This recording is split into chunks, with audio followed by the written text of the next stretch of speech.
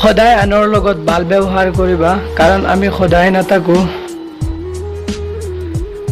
কিন্তু আমাৰ স্মৃতিবোৰ সদায় মানুহৰ মনত থাকিব।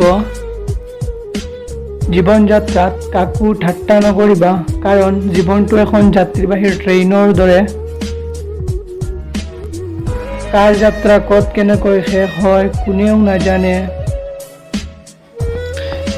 সেইসকল মানুহক কেতিয়াও ঘৃণা নকৰিবা যিয়ে তোমাক দেখি হিংসা কৰে,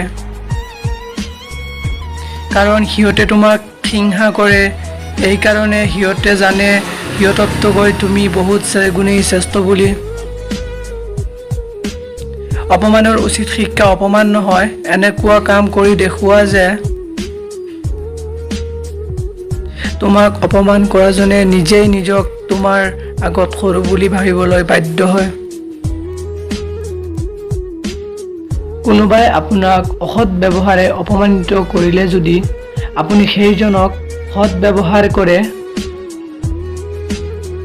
তেন্তে এদিন নহয় এদিন আপুনি সেইজনৰ পৰাই সৎ ব্যৱহাৰ পাব।